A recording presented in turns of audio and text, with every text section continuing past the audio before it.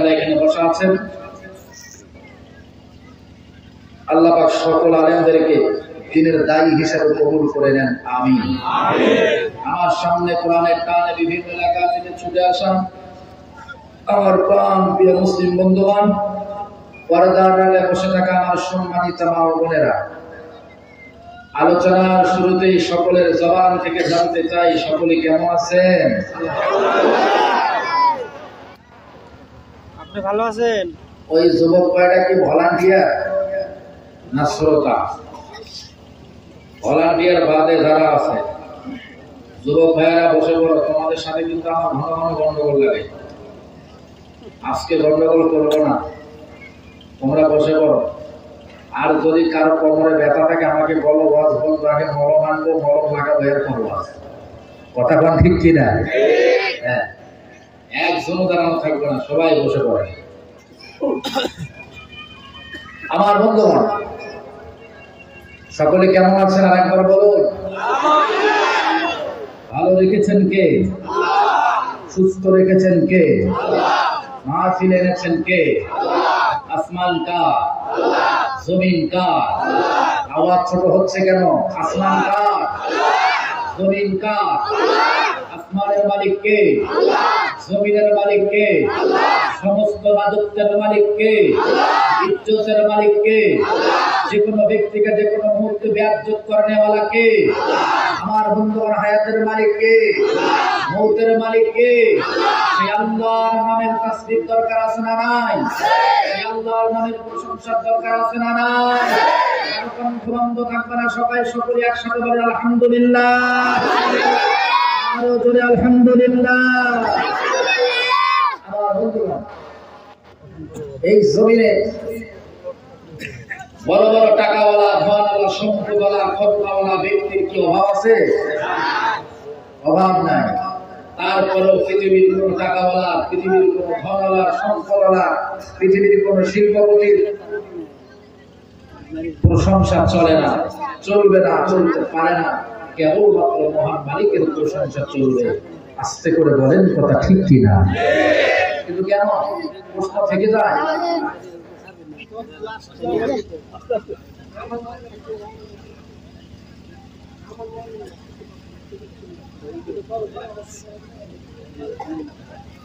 প্রশ্ন থেকে যায় অনেকের ভিতরে, আল্লাহ পৃথিবীতে এত দামি দামি মানুষ আছে, কারো প্রশংসা চলে না, শুধু তোমার প্রশংসা করতে হবে, কিন্তু কেন?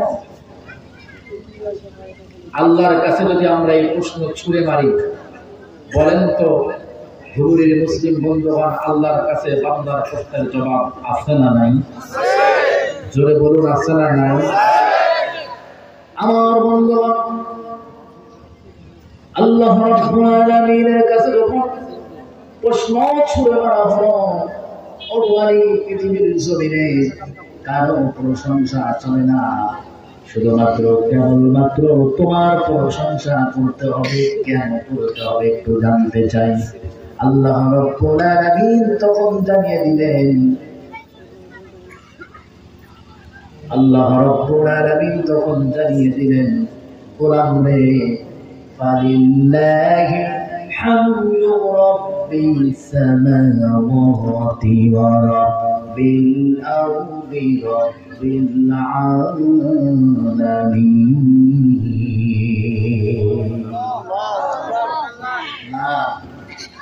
আয়াত তেলাওয়াত শেষ হবে, জবাব কারো বন্ধ রাখা যাবে না। আল্লাহর কোরআন কারীমের আয়াত শেষ হবে, সঙ্গে সঙ্গে কণ্ঠ উজাড় করে দিয়ে আল্লাহু আকবারের তাকবীর হবে। কথা ঠিক কিনা? কণ্ঠ কি আর বন্ধ থাকবে?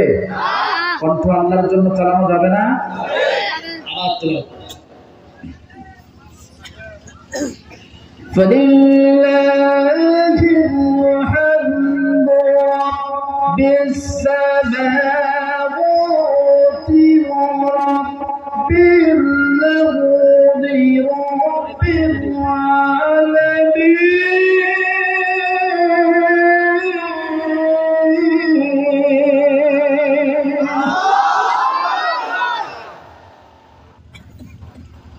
মজা আছে?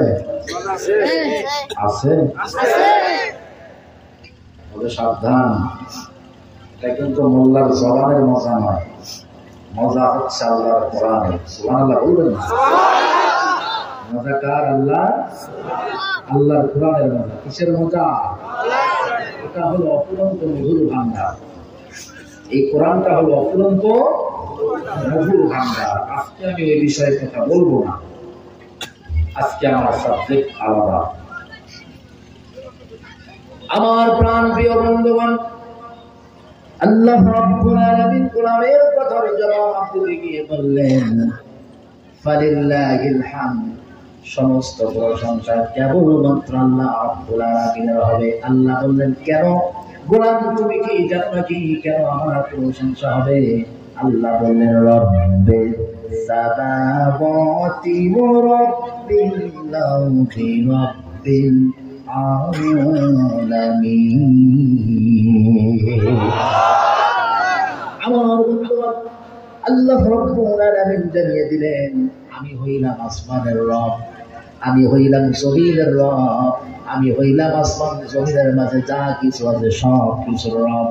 আল্লাহ রাব্বুল আলামিন যেহেতু আসমানের রব, জমিনের রব, আসমান জমিনের মাঝে যা কিছু আছে সব কিছুর রব, তাহলে বলেন তো আল্লাহর আসমানের নিচে জমিনের উপরে ওই আল্লাহ ছাড়া কারো প্রশংসা কি চলতে পারে?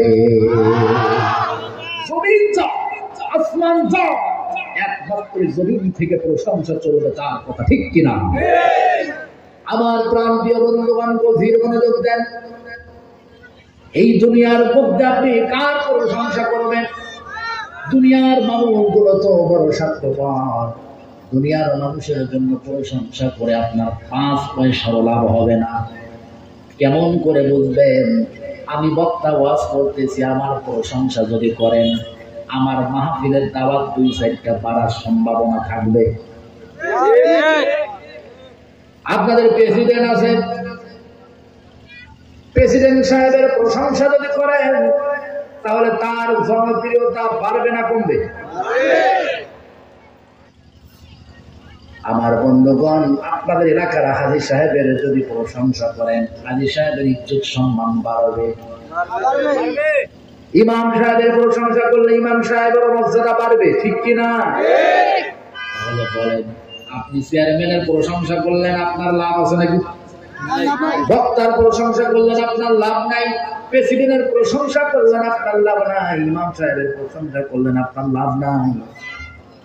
আমার বন্ধুগণ, হাজী সাহেবেরও প্রশংসা করলেন, আপনার কোনো লাভ নাই। তার মানে কি বোঝা যায়? এই দুনিয়ার মানুষের প্রশংসা যতই করেন না কেন, আপনার 5 পয়সারও লাভ নাই। আপনার বন্ধুরারে, আমার বন্ধুরারে, আমার দুনিয়ার জমিনের মানুষগুলো যার প্রশংসা করবে তার লাভ হবে। কিয়ামত পর্যন্ত মানুষের প্রশংসা করে আপনার কোনো লাভ হবে না, ঠিক কিনা? আমার বন্ধুগণ, মানুষের প্রশংসা করে ঈমান নষ্ট করবেন কেন?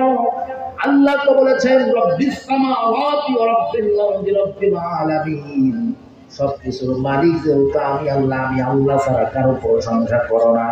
আমার বন্ধুরা রে, গভীর মনোযোগ দিয়ে শুনবেন। দুনিয়ার পিছনে ছুটে ছুটে দুনিয়ার যে মানুষগুলোর প্রশংসা করে, এই মানুষগুলো আপনাকে স্বার্থের জন্য ব্যবহার করবে। স্বার্থ যখন হাসিল হয়ে যাবে, মুহূর্তের মধ্যে আপনাকে দূরে সরায় দিবে। আওয়াজ দিয়ে বলেন, ঠিক কিনা? আমের ভিতরে যেইটা থাকে ওইটার নাম কি?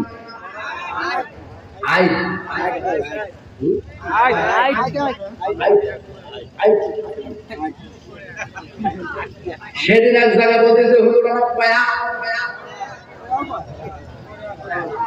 পয়া পয়া।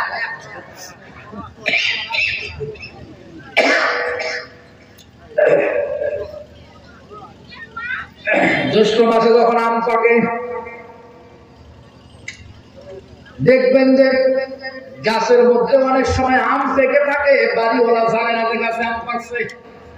কিন্তু বাড়িওয়ালা আম পাকছে খবর যদি নাও জানে, এলাকার ছোট্ট ছোট্ট ব্রিটিশ আছে, এগুলোর কাছে কিন্তু খবর ঠিকই থাকে কার গাছে আম পাকছে। কথা কয় না কেন? এই কয়েকটা ব্রিটিশ মিলে একখানে হয়ে চিন্তা করতেছে, হায় রে, গাছ লাগালে আম আছে গাছের আগায়, লালা আছে আমার জিগার আগায়। কথা কয় না কেন? গাছের আগায় আম আর জিবার আগায় চলছে আমার শুধু জ্ঞান। যতক্ষণ পর্যন্ত আম না পারছি ততক্ষণ পর্যন্ত জিবার আগার জ্ঞান দূর হবে না, ঠিক কিনা? এই 3-4টে ব্রিটিশ একখানা হয়ে ঢিল মারা শুরু করছে। ঢিল মারা বুঝছেন? ঢিল মারা শুরু করছে। কয়েকজন মিলে ঢিল মারতে মারতে সবাই ঢিল মারে, আর একজন করে তাকায় থাকে যে আমি ঢিল মারবো। আছে ওরা মারবে ঢিল, যেই নাম করলাম দূর মারব। সবাই ঢিল মারে, একজন দাঁড়ায় আছে। আচ্ছা কোন তো এটি কম শেয়ানা, কম শেয়ানা। সবাই মিলে ঢিল ছুটতেছে, আর ওই চুপ করে দাঁড়ায় আছে। তোরা বার মশান নিয়ে আসছে, যেই নাম করবে তোদের ঢিল তোদের কাছে পড়লে আমি আম দিয়ে মারছি।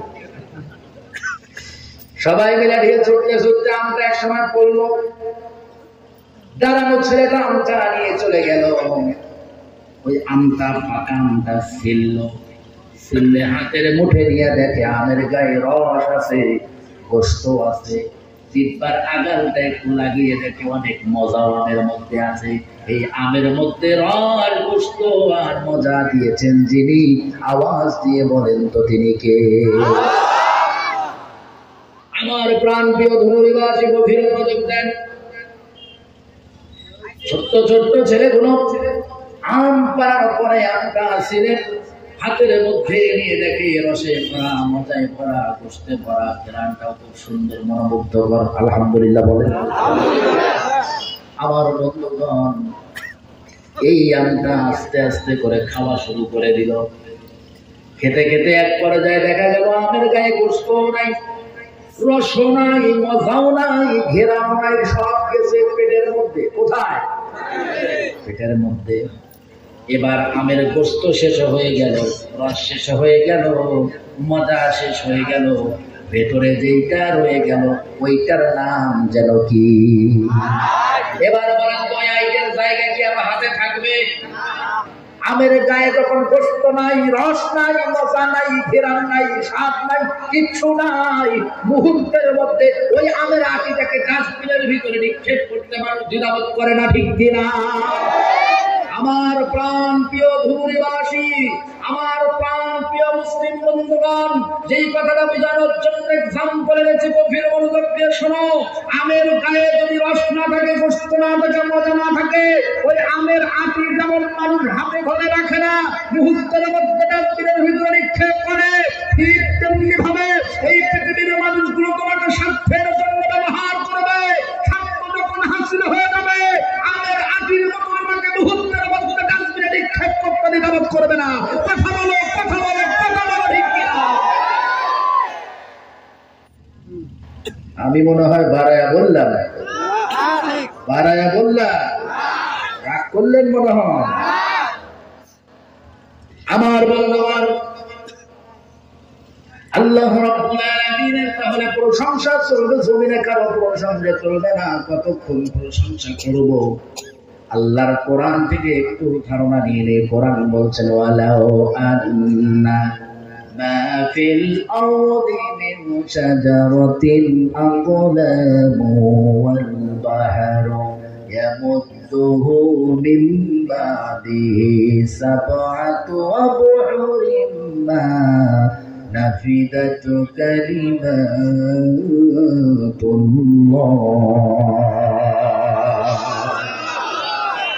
আমার বন্ধুরা, আল্লাহ রাব্বুল আলামিন জানিয়ে দিলেন এই পৃথিবীর জমিনে যতগুলো বৃক্ষ আছে, সমস্ত বৃক্ষের পাতাগুলো যদি কাগজ বানানো হয়, আর এই পৃথিবীতে যতগুলো সমুদ্র আছে তার সঙ্গে আরো 7 সমুদ্রের পানি একত্রিত করে মহান মালিকের গুণগান যদি লিখতে শুরু করা হয়, পৃথিবীর 7 সমুদ্রের পানি নামক কালিগুলি আল্লাহর গুণগান লিখতে লিখতে শেষ হয়ে যাবে।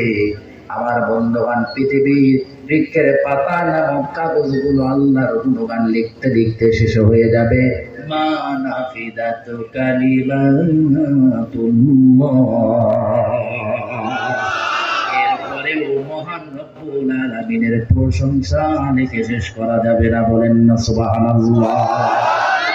তাহলে 7 সমুদ্রের পানি নামক কানি ফুরিয়ে যাবে যে আল্লাহর গুণগান লিখতে, পৃথিবীর সমস্ত বৃক্ষের পাতা নামক কাগজগুলো ফুরিয়ে যাবে যে আল্লাহর গুণগান লিখতে। এরপরে মহান মালিকের গুণগান লিখে শেষ করা যায় না। ওই মালিকের প্রশংসা জমিন থেকে কোরআন কম করবে না বেশি করবে। সেকেন্ড যত মুহূর্ত বেঁচে থাকবো একমাত্র কেবলমাত্র শুধুমাত্র প্রশংসা হবে কার? আওয়াজ দিয়ে বলো মুসলমান কার? আল্লাহ তুমি আমাদেরকে জীবনের প্রত্যেকটা ক্ষেত্রে কেবলমাত্র তোমার গুণগান তোমার প্রশংসা করে কাটিয়ে দেওয়ার তৌফিক দান করো, চিল্লায় বলেন আমিন। আমার প্রাণপ্রিয় বন্ধুগণ, মহান মালিকের দরবারে আমরা শুকরগুজার হলাম।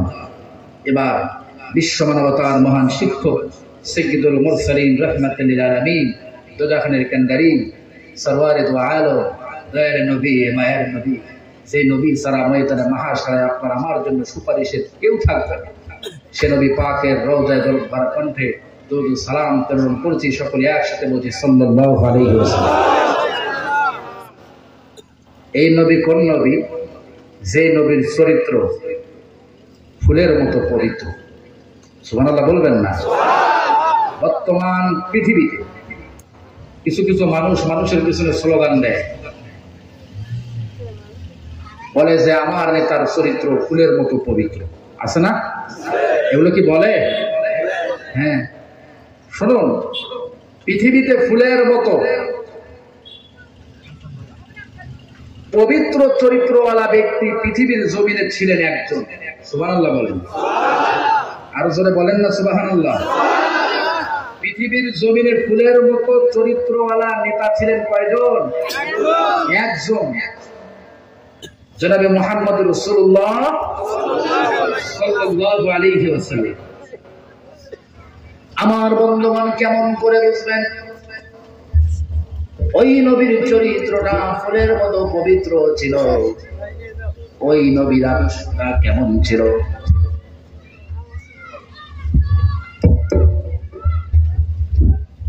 ওই নবীর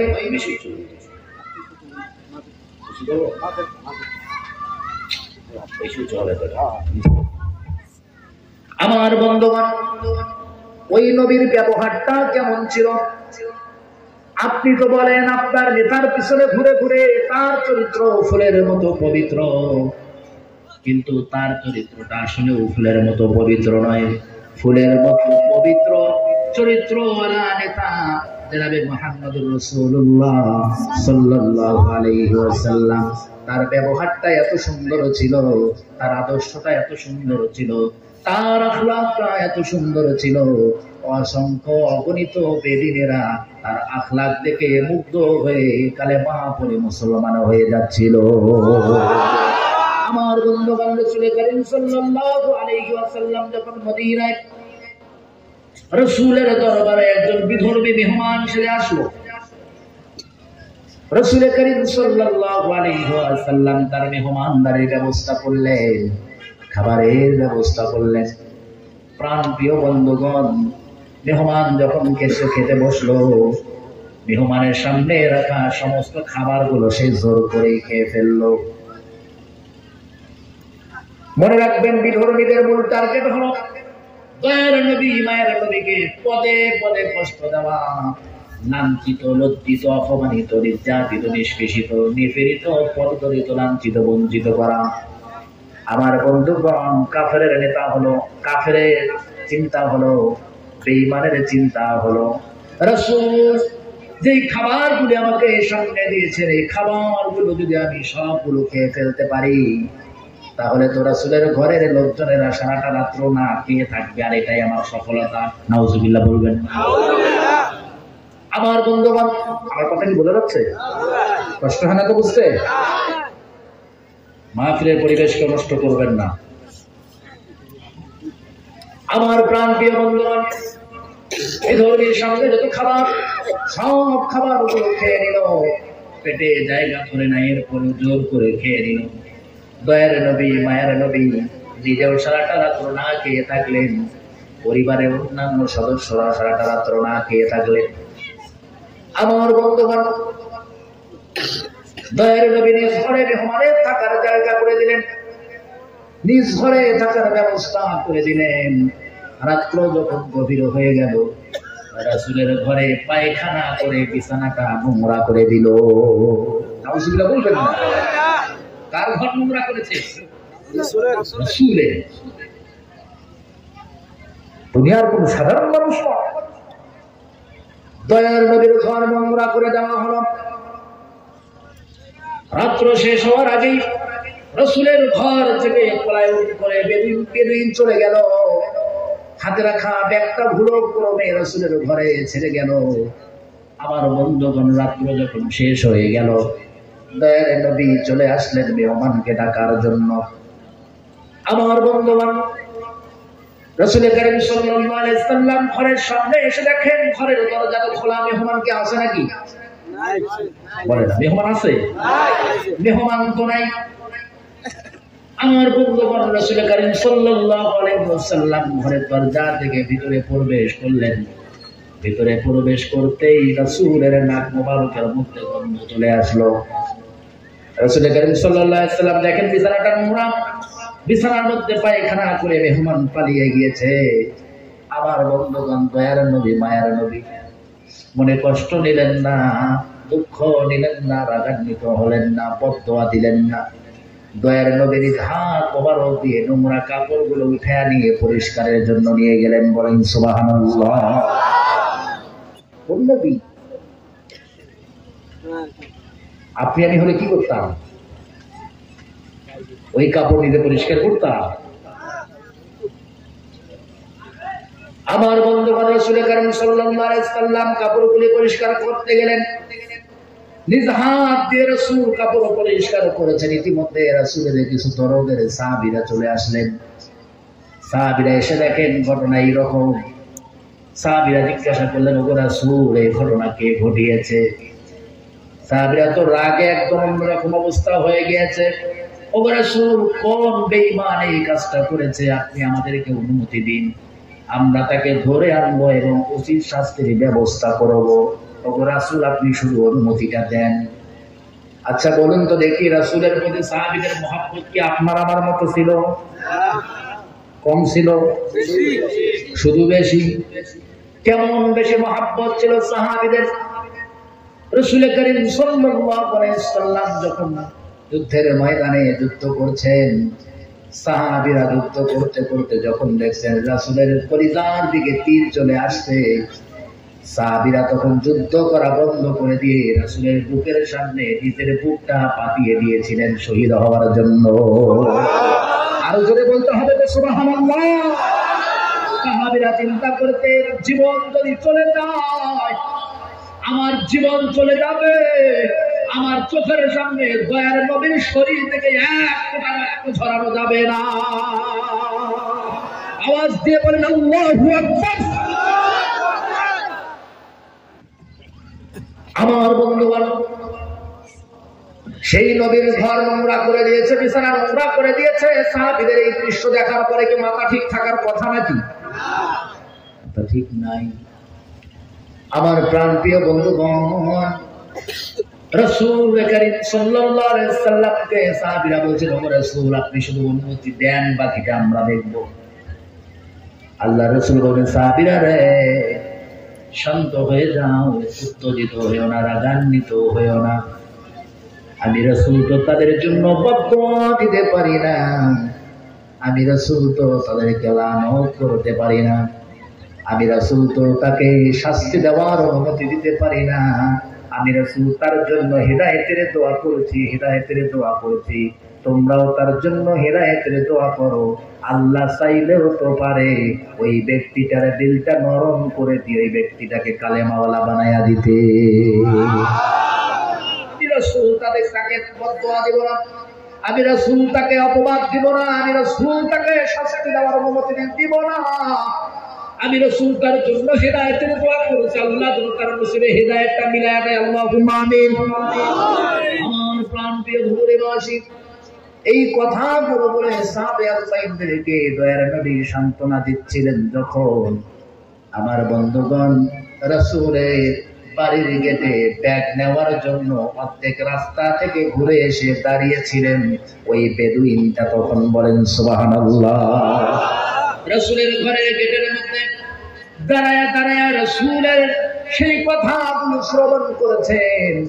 আর বেদিনের চোখ দিয়ে টপ টপ করে পানি পড়া শুরু হয়ে গেল রাসূলের ব্যবহার দেখে। সুবহানাল্লাহ। আমার বন্ধুগণ, আপনার আমার ঘরে যদি এই ঘটনাটা ঘটতো, আপনি তো তাহলে তাকে জিন্দা রাখতেন না। আপনি বলতেন ওর শরীরের যত চামড়া আছে সব তুলে ফেলবো আজকে আমরা, ঠিক কিনা? শুধু নিজে লাগতেন তার পেছনে না, দল বল যা আছে সব তুলে লাগাই দিতেন সাইজ করার জন্য। কারণ আপনি একটাই কথা বলতেন, আমার মেহমান, আমি খাবার দাবার দিয়েছি, সারা রাত্র আমি না খেয়ে থাকতে সব খারাপ আরো খেয়ে দিয়েছি, এই রাগি তো আমার পায় নাই। আবার আমার বিছানা নোংরা করছে, ওরে যেন রাখা যাবে না, ওরে আজকে সাইজ করতে হবে। এই ধরনের চিন্তাই তো দুনিয়ার মানুষের ভেতরে ঢুকে পড়তো, কথা ঠিক কিনা? আমার বন্ধুগণ, রাসূলের চরিত্রটা যে ফুলের মতো পবিত্র বুঝবেন কি করে? এখান থেকে শিক্ষা নেন। রাসূলের ব্যবহারটা কেমন ছিল এখান থেকে জেনে নাও। ও ধুবুরির মুসলিম বন্ধুরা আমার, গেটে দাঁড়ানো বিধর্মীটা চোখ দিয়ে টপ করে পানি ফেলছে, আর রাসূলের সামনে এসে হাউমাউ করে কান্না করছে। এসে বলছে, রাসূল আমি বুঝি নাই গো, বুঝি নাই, আপনি তো দয়ার নবী, আপনি তো মায়ার নবী,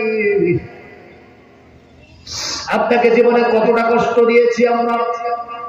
ওগো রাসূল, আপনাকে চিন্তা না করে আপনার গায়ে আমরা অনেক সময় পাথর নিক্ষেপ করেছি।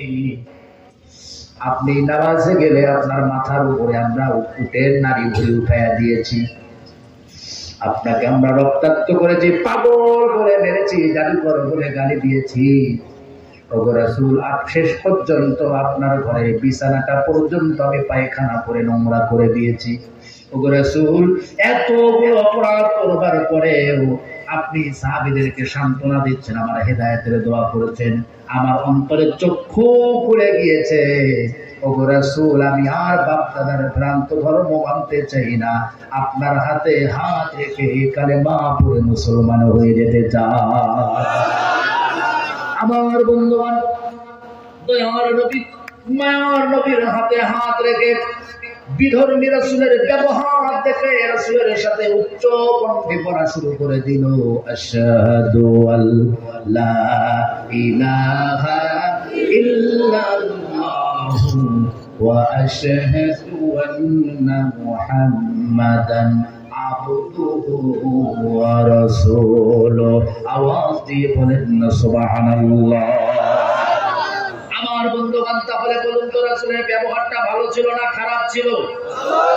আমার বন্ধুগণ, বিশ্বাস করেন, বিশ্বাস করেন, এই পৃথিবীর জমিনটাতে নেতৃত্ব যারা দিচ্ছে তাদের ব্যবহারটা যদি রাসূলের মতো ব্যবহার হতো, আল্লাহর আল্লাহর কসম করে বলি, গোটা পৃথিবীর জমিনটা জান্নাতের বাগানে পরিণত হয়ে যেত, ঠিক কি না? তবে গোটা পৃথিবীতে নির্যাতিত, নিষ্পেষিত, নিপীড়িত, পদদলিত, লাঞ্ছিত, বঞ্চিত, অপমানিত হচ্ছে তারা আল্লাহর কোরআন নিয়ে জীবনটা পরিচালনা করতে চায় যারা, কথা বলেন ঠিক কিনা? আমার বন্ধুগণ, লক্ষ্য করে দেখুন রাসূল করিম সাল্লাল্লাহু আলাইহি সাল্লামের কোন জিনিসটার অভাব ছিল? এত সুন্দর ব্যবহার রাসূলের, তার মানে রাসূল কি গরিব ছিল নাকি? টাকা পয়সা কিছু ছিল না, গরিব ছিল। আমার বন্ধুগণ, দয়ার নবীকে মহান মালিক জানিয়ে দিলেন, ও হাবিব, আপনি যদি শুধুমাত্র আমাকে অনুমতি দেন তাহলে আমি উহুদ পাহাড়টা আপনার জন্য স্বর্ণের পাহাড় বানায়া দিব। সুবহানাল্লাহ, থাক, আগামীকাল সকালবেলা বললেও হবে, রিজার্ভ থেকে রিজার্ভ। সুবহানাল্লাহ, রিজার্ভ। একটু বলেন তো সুবহানাল্লাহ। নাকি চাষি কয়া দিছে বাড়ি থেকে বের হওয়ার সময়? খবরদার, হুজুর কি বলে বলুন। বয়সের মেয়ে তোমার বেশি হয়ে গিয়েছে, শরীরের চামড়া ঢিল হয়ে গেছে, কোমরে ব্যথা, ঘাড়ে ব্যথা, তুমি এমনি দুর্বল হয়ে গেছো, শক্তি যতটুকু আছে মাহফিলে গিয়ে শেষ করতে পারবে না। যদি শক্তি শেষ করে আবার বাড়িতে আসো, আরো যদি দুর্বল হয়ে যাও, তাহলে তোমার বাড়িতে ঢুকতে দেওয়া হবে না। এইরকম কথা কি চাচাদেরকে চাচিরা বলে পাঠায় দিয়েছে নাকি গো? বলছে নাকি গো? আমার বন্ধুগণ,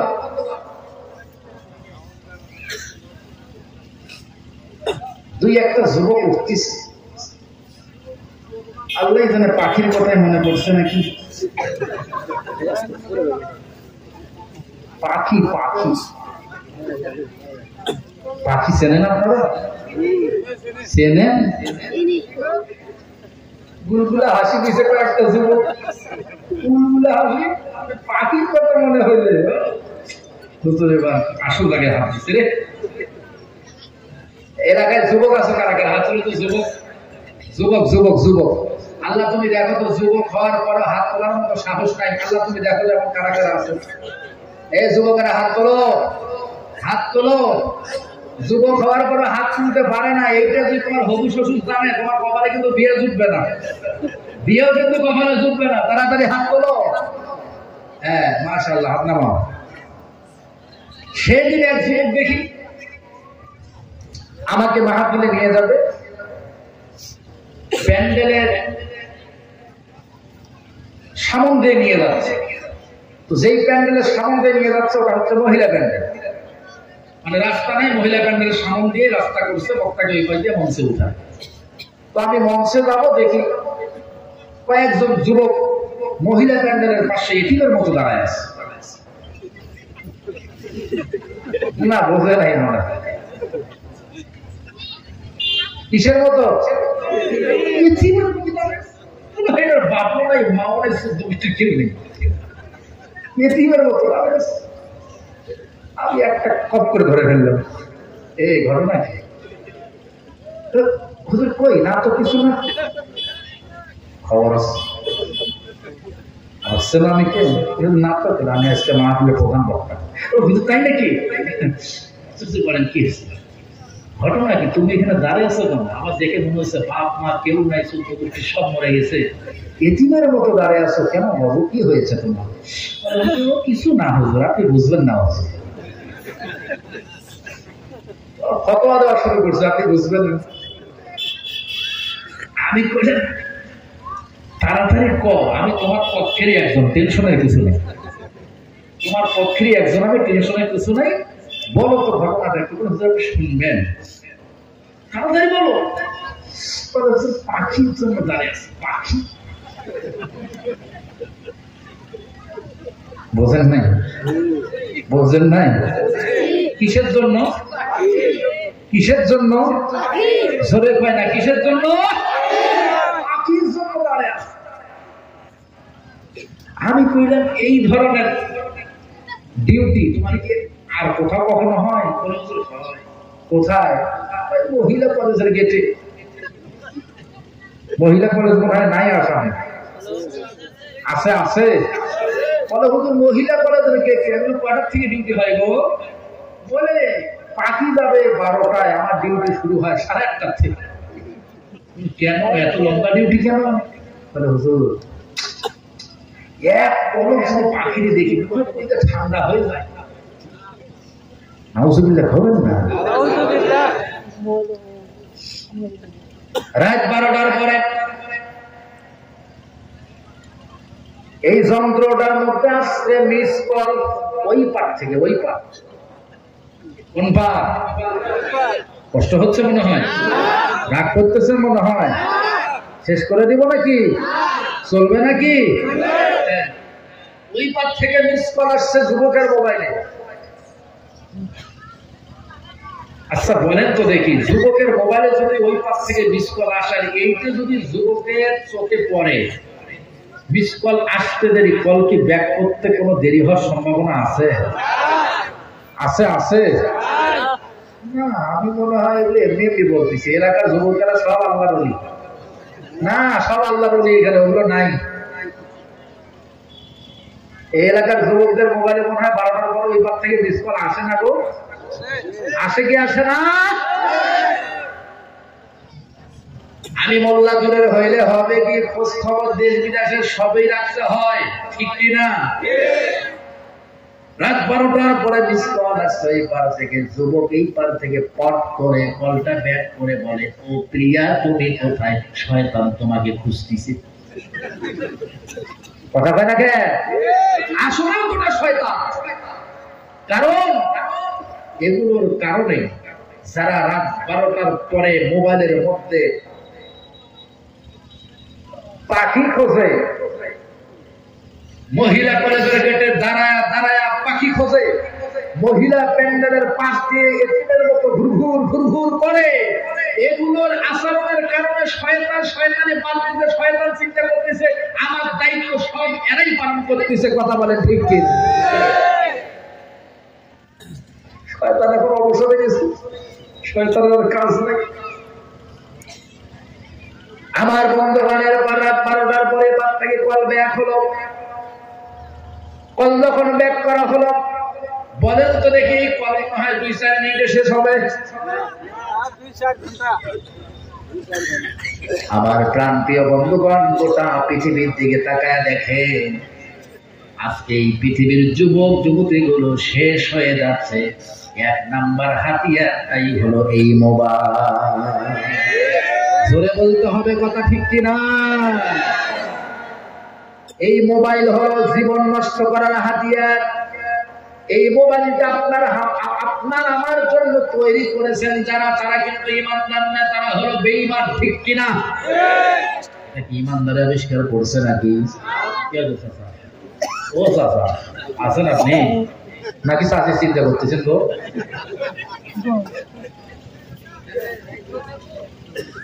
মজা রাগ করতেছে। কম ঝাল মিষ্টি না থাকলে তো জাতি বসে থাকবে না, আমরা জানি।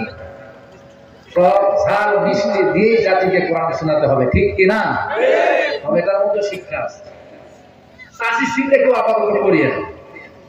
আমি গ্যারান্টি দিচ্ছি চাষি আপনাদের আজকে রাগ করবে না, আপনাদের কারো প্রতি চাষি আজকে রাগ করবে না, যেহেতু বক্তা আপনাদের পক্ষের লোক। ঠিক কিনা? আমি আপনাদের পক্ষের লোক। কোনো ঝামেলা আছে? কষ্ট আছে? টেনশন আছে? কোনো টেনশন। এবার আসুন যে কথাটা বলতে চাই, বিধর্মীরা এই মোবাইলটা আবিষ্কার করলো পৃথিবীর ইমানদারদের ইমানকে ধ্বংস করবার জন্য। এবার আপনি তাকিয়ে দেখেন, আপনার এলাকার এমন কোন যুবক ছেলে পাবেন না, এমন কোন 15-16 বছরের উপর বয়স হয়েছে এমন কোন নারী পাবেন না যার হাতে এই মোবাইলটা নাই। ঠিক কিনা? তাহলে এই সমাজে শতকরা 99টা যুবকের হাতে অ্যান্ড্রয়েড ফোন, শতকরা 99টা নারীর হাতে এই মোবাইল ফোন। কথা সত্য না মিথ্যা? এবার আপনি মোবাইলটা খুলে দেখেন, এই মোবাইলের ভিতরে যত অশ্লীল ভিডিও আছে, সমস্ত অশ্লীল ভিডিও গুলো ছাড়তে দেরি হয়, মিলিয়ন মিলিয়ন ভিউ হইতে দেরি হয় না। এই ভিডিও গুলো দেখে কারা? আপনার আমার সন্তান যারা। ঠিক কিনা?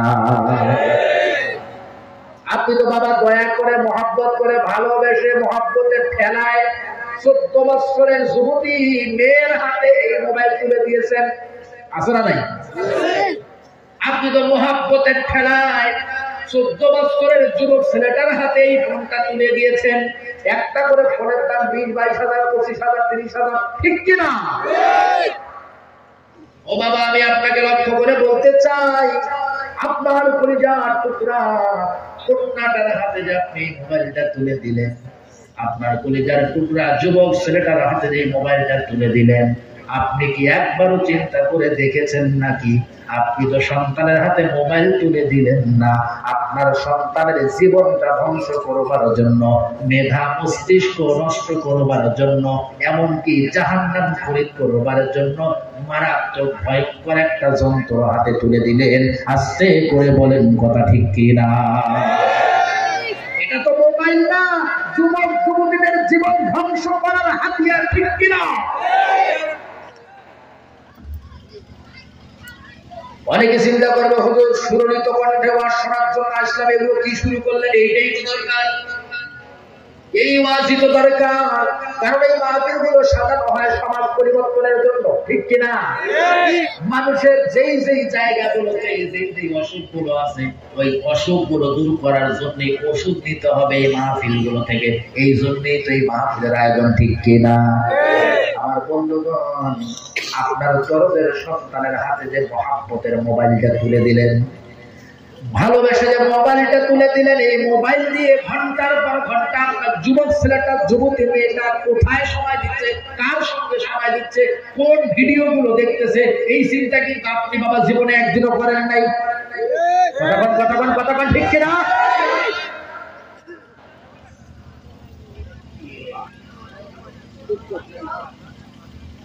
দিনের মধ্যে কমপক্ষে 8 থেকে 10 ঘন্টা সময় নষ্ট করে বর্তমান যুবক যুবতীরা এই মোবাইলের পিছনে। আজকে লক্ষ্য করে দেখেন, একটা স্টুডেন্টের লেখাপড়া নাই, এই মোবাইলের ভিতরে সময় দিতে দিতে মেধা মস্তিষ্ক সব নষ্ট করে দিয়েছে। চোখ শেষ, অন্তর শেষ, মেধা মস্তিষ্ক শেষ, চেহারা নষ্ট হয়ে যাচ্ছে যুবক যুবতীদের মোবাইলের কারণে। রাত 12টা, 1টা, 2টা, 3টা পর্যন্ত এই মোবাইল দেখা আজকের যুবক যুবতীরা। আমার বন্ধুগণ, বিশ্বাস করেন আজকের যুবক যুবতী গুলো যদি ইসলাম থেকে বিমুখ হয়ে যায়, এগুলো যদি ধ্বংস হয়ে যায়, আল্লাহকে মাওলার কসম করে বলি, আগামী দিনে পৃথিবীর অবস্থা ভালো থাকবে না। এই পৃথিবীর জমিনে যুবক যুবতী গুলো নষ্ট যদি হয়ে যায়, আগামী দিনে পৃথিবীর জমিনে কালেমার পতাকা আকাশে উড়ানোর মতো ব্যক্তি খুঁজে পাওয়া যাবে না। বলেন ঠিক কি না? বুঝতে কষ্ট হয় না তো? আমার প্রাণ প্রিয় বন্ধুগণ, যারা সন্তানের হাতে অ্যান্ড্রয়েড ফোন উঠায় দিয়েছেন, নিজেকে একবার জিজ্ঞাসা করেন তো তার কি কোনো ফোনের প্রয়োজন আছে নাকি? নিজেকে জিজ্ঞাসা করেন। আপনি যদি নিজেকে জিজ্ঞাসা করেন তাহলে জবাবটা পাবেন একেবারেই অল্প সময়ের মধ্যে, যে আমার সন্তানের মোবাইলের কোনো দরকার নাই, কিন্তু মহাব্বতের ঠেলায় সন্তানের হাতে মোবাইল দিয়েছি। কথা ঠিক কিনা? মহাব্বতের ঠেলায় সন্তানের হাতে মোবাইল দিয়েছেন, কিন্তু এই সন্তান তো জাহান্নাম কামাই করতেছে, জীবনের সমস্ত আমলগুলো বরবাদ হয়ে যাচ্ছে। মনে রাখবেন, এই সন্তানটা যদি জাহান্নাম পরিত্যাগ করে, এই সন্তানটা যদি দুনিয়ার জমিন থেকে আখিরাত হারায়া ফেলে, আপনি বাবার কারণে কাল কিয়ামতের দিন এই সন্তান জাহান্নামে যাওয়ার আগে আপনি বাবাকে আল্লাহ রাব্বুল আলামিন আসামির কাঠগড়ায় দাঁড় করাইয়া দিবেন, ঠিক কি না? আপনি বাবা এর আসামির কাঠগড়ায় দাঁড় হয়ে যাবেন। আপনি বাবাকে আগে জবাব দিতে হবে, কেন তুমি এই বাজে মোবাইল সন্তানের হাতে উঠায় দিয়ে সন্তানের মস্তিষ্ক নষ্ট করেছো? তোমার এই মোবাইল কিনে দরকার সন্তানটা প্রতিটা মুহূর্ত জিনার গুনাহ কামাই করেছে। কথা ঠিক কিনা? আমি বলতে চাই যুবকরা, তুমি না হযরত ওমরের উত্তরসূরি, হযরত ওমর ফারুক রাদিয়াল্লাহু তাআলা আনহু জমিনে না থাকতে পারে, তুমি নাই হলে হযরত ওমরের উত্তরসূরি। কথা ঠিক কিনা? যুবক, তুমি কোরআনের পথে চলে আসো। তুমি সত্যিকারের যুবক হিসাবে নিজেকে তৈরি করো, স্বর্ণের মতো যুবক হিসাবে নিজেকে তৈরি করো। হযরত ওমরের মতো যুবক যদি তুমি হয়ে যেতে পারো, আল্লাহি মাওলার কসম করে বলি, মহিলা কেন্দ্রে তোমাকে ডিউটি করতে হবে না, মহিলা কেন্দ্রে পাশে তোমাকে খুঁজতে হবে না, রাত 12টা করে মোবাইলের মধ্যে পাখি তোমাকে খুঁজতে হবে না। পাখি শুধু নয়, পাখির বাচ্চা পর্যন্ত তোমার বাড়ির পাশে ঘুরঘুর করবে। কথা বলেন ঠিক কিনা?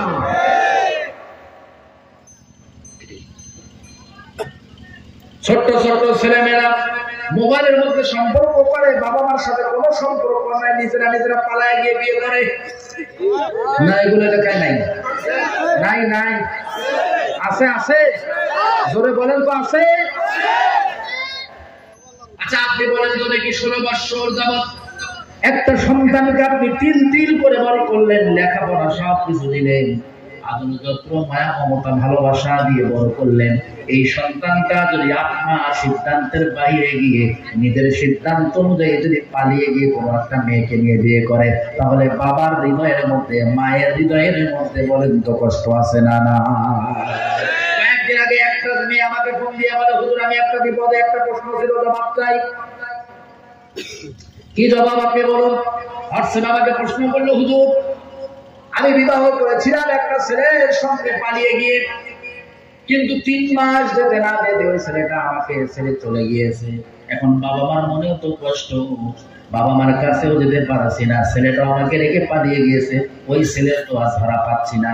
এখন আমি কি করবো, একটু বুদ্ধি আমাকে শিখাইয়া দেন। আমি বললাম তোমার বুদ্ধি আমার কাছে নাই, তোমার মতো বেয়াদব মেয়ে, তোমার মতো বেয়াদব ব্যক্তি সমাধান ইসলামের মধ্যে নাই, কারণ তুমি বাবা মার কলিজার মধ্যে আঘাত দিয়েছো।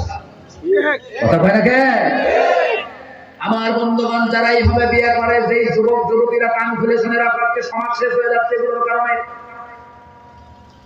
তুমি কিভাবে নিজের সিদ্ধান্তে বিয়ে করো, পালিয়ে গিয়ে বিয়ে করো, বাবা জানতে বিয়ে করো, তুমি কি একবার চিন্তা করলা না ওই বাবাটা তোমার জন্য সারা জীবন কতদিন মাথার ঘাম পায়ে ফেলেছে তোমার ভবিষ্যৎ সুন্দর করার জন্য? তুমি কি একবারও চিন্তা করলা না ওই মাটা তোমাকে কত কষ্টে ছোটবেলা থেকে লালন পালন করেছে, বুকের দুধ খাইয়েছে? একবারও তো তুমি চিন্তা করলা না কনকনে শীতের দিনে যখন বিছানায় সাফ করে বিছানা করে ভিজা দিয়েছো, ওই পরিচার টুকরা মা তোমাকে ভিজা জায়গা থেকে উঠায়া ভিজা জায়গায় মা শুইছে, আর তোমাকে বুকের মধ্যে দিয়ে দিয়ে সারাটা রাত্র কাটিয়ে দিয়েছে। আল্লাহু আকবার।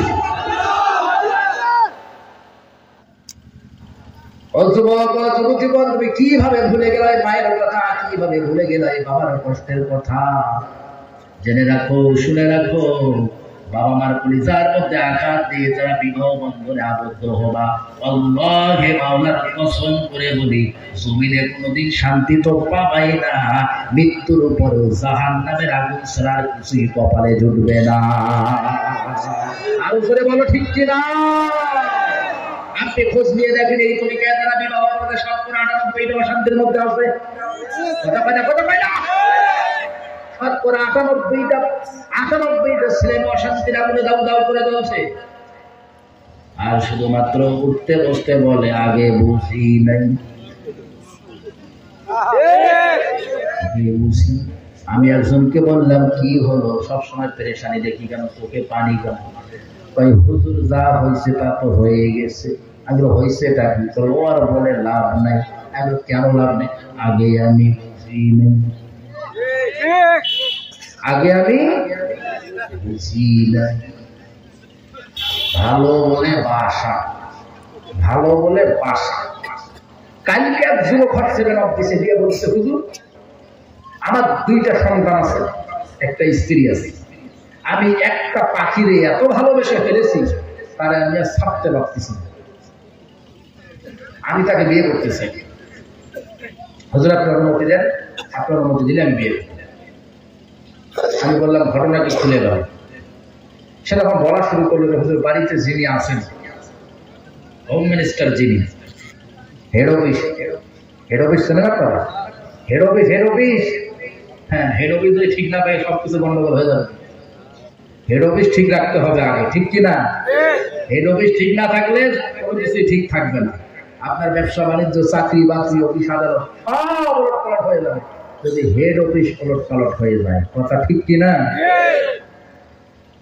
আমার বন্ধুবান তখন সে বলা শুরু করলো, হুজুর হেড অফিস তো মেনে নিচ্ছে না, আমি তাদেরকে কষ্ট দিতে চাই না, তাদেরকে সুখেই রাখবো, শান্তিতেই রাখবো, কিন্তু আমি যাকে পছন্দ করেছি, এত মহাব্বত তার সাথে হয়েছে, তারে আর ছাড়তে পারছি না।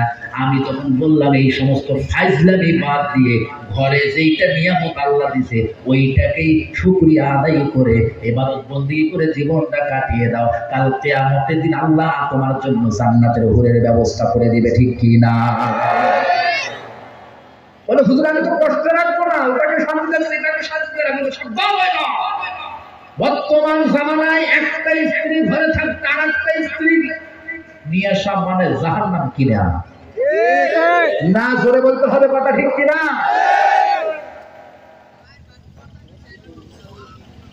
বলতেছে রাসূল হুজুর কয়েকটা করছে, আমি খালি একটা করে দম নেবো কেন? অন্যান্য দিক থেকে তো আমার কোনো কিছু কম নাই, আমি পারবো, সাহস আছে 4-5 টাকা ভাড়া দিতে। বোঝেন নাই মনে হয়? আমার বন্ধুবার রাসূলের জামানা আর আপনার জামানা, রাসূলের আদর্শ আর আপনার আদর্শ, রাসূলের স্ত্রী আর আপনার স্ত্রী, রাসূলের যুগের মেয়ে আর এই যুগের মেয়ে, আসমান আর জমিন বা এর থেকে অনেক বেশি পার্থক্য আছে না নাই? বর্তমান জামানায় নারীদের ভিতরে কোনো সমস্যা না থাকলেও একটা সমস্যা আছে, সেই সমস্যাটার নাম হলো হিংসা। হিংসা হিংসা ধুবুরির মা বোনদের ভিতরে মনে হয় হিংসা নামক সমস্যাটা নাই। হ্যাঁ, এই হিংসা নামক ভাইরাস পৃথিবীর কারোর হৃদয়ে জায়গা না পাইলেও নারীদের হৃদয়ে জায়গা একটু হলেও পাবে। কথা ঠিক কিনা?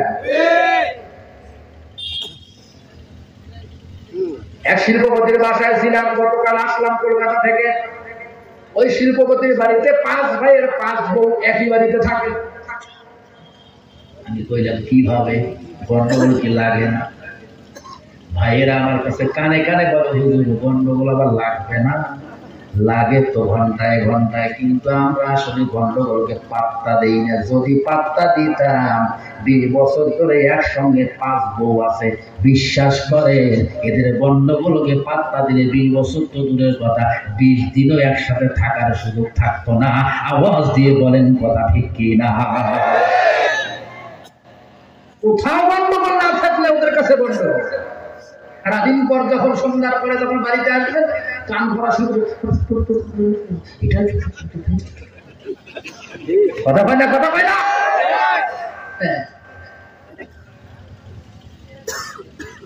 আমার বন্ধুরা এই জন্য বলতে চাই, ঘরের মধ্যে যেটা আছে ওইটাকে নিয়ামত মনে করে থাকেন।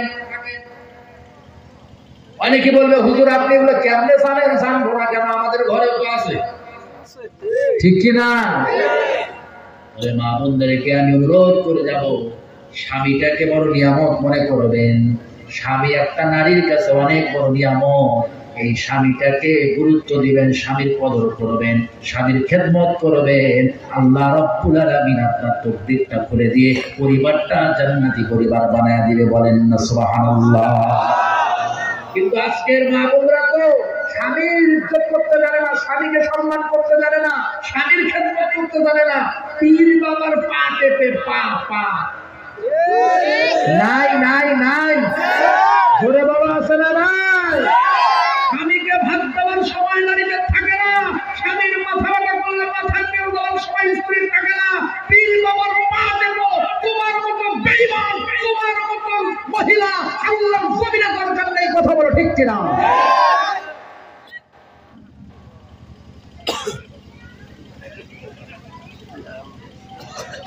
মোবাইল টেপে ঘন্টার পর ঘন্টা, স্বামী বাহির থেকে ক্লান্ত শরীর নিয়ে বাড়িতে আসে, যদি বলে ও শরীরের মা একটু ভাত দাও, বলে আমার সময় নেই, শরীর ক্লান্ত, আমি ঘুমায় পড়েছি, তোমার যদি লাগে খাওয়া তুমি পাতিল থেকে উঠায় নিয়ে খাও।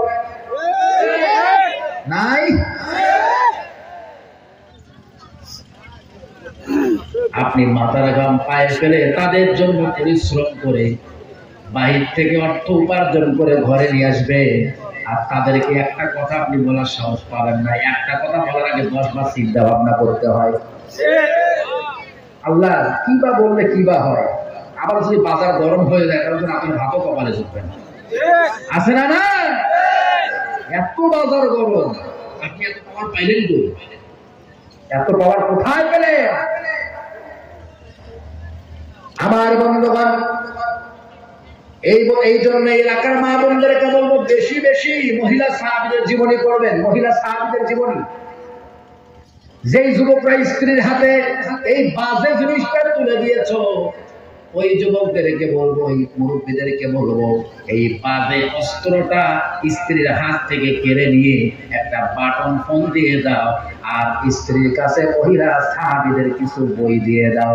এই মহিলা সাহাবীদের বইগুলো যত বেশি পড়বে, তত বেশি ওই ব্যক্তিটা, ওই নারীটা তার স্বামীর খেদমত করা, স্বামীর ইজ্জত সম্মান করা শিখবে। বলেন ঠিক কিনা? আপনি তো জীবনে কোনোদিন স্ত্রীকে ইসলামিক কোনো বই কিনে দেন নাই। মা ফাতেমাতুল জাহরা রাদিয়াল্লাহু তাআলা আনহার একটা জীবনী কিনে দেন, আয়েশা সিদ্দিকা রাদিয়াল্লাহু তাআলা আনহার একটা জীবনী কিনে দেন, রাবেয়া বসরীর জীবনী আপনি কিনে দেন, ঘরে বসে বসে আপনার স্ত্রীকে এই বইগুলো পড়ুন, তারা জানতে পারবে রাসূলের মেয়েরা কেমন ছিল এবং রাসূলের বিবিরা কেমন ছিলেন এবং যারা আল্লাহর ওলি ছিলেন তারা কেমন ছিলেন, পরেশগার ব্যক্তিদের আল্লাহর ওলিদের স্ত্রীরা কেমন ছিলেন। এগুলো শেখার জন্য বেশি বেশি ইসলামী বইগুলো কিনে দিবেন, কিন্তু আপনি তো তা করবেন না। জরিনার মায়ের হাতে আপনি তুলে দিয়েছেন হলো অ্যান্ড্রয়েড অস্ত্র, ঠিক কিনা? শিখবে কি করে আপনার স্ত্রী আদর্শ? শিখবে কি করে আপনার স্ত্রী ব্যবহার? আপনি ব্যবহার শিখানোর মতো যন্ত্র তো আপনার স্ত্রী হাতে দিতে পারেন না। আপনি ব্যবহার নষ্ট করা, চরিত্র নষ্ট করার জন্য একটা অস্ত্র তুলে দিয়েছেন।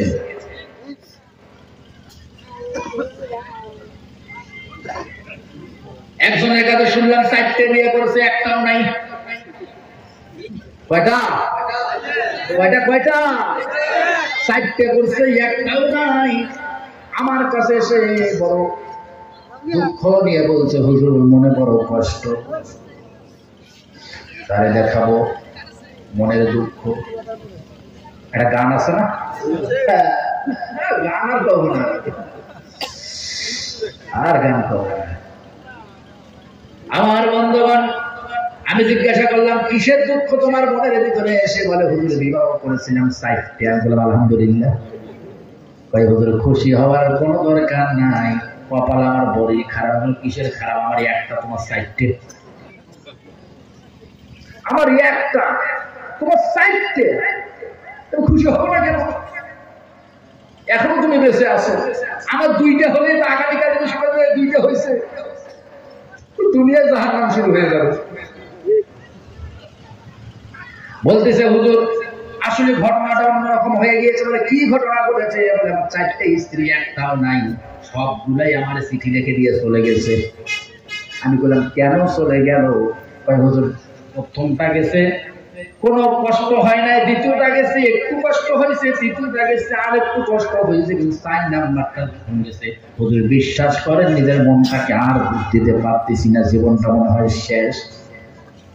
আমি বললাম কেন, কি কারণে গেল? বলো 4 নাম্বার বউটার হাতে আমি এই যন্ত্র তুলে দিয়েছিলাম। যেদিন এই যন্ত্রটা তুলে দিয়েছি তার 3 দিন পর থেকে পাশের বাড়ির একজনের সঙ্গে ইটিস পিটিস শুরু করে দিয়েছে।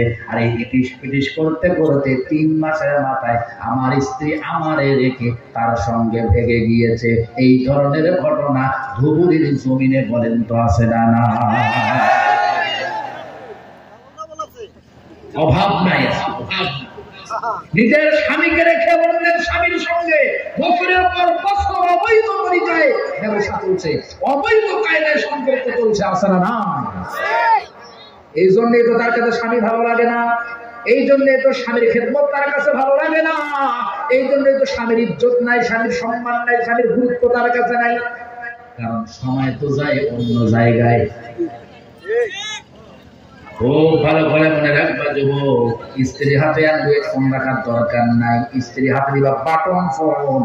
তবে হ্যাঁ, যদি 2-1টা রাবেয়া বস্তি এলাকায় থেকে থাকে, থাকতেও তো পারে, 2-1টা রাবেয়া বস্তি যদি থেকে থাকে, আল্লাহর দ্বীনের কথা শোনার জন্য, শেখার জন্য মোবাইল যদি ব্যবহার করার ইচ্ছা তার থাকে তাহলে তার কাছে রাখতে পারেন। তবে সাবধান থাকবে এই মোবাইল যেন আপনার স্ত্রীকে জাহান্নামের পথে নিয়ে না যায়।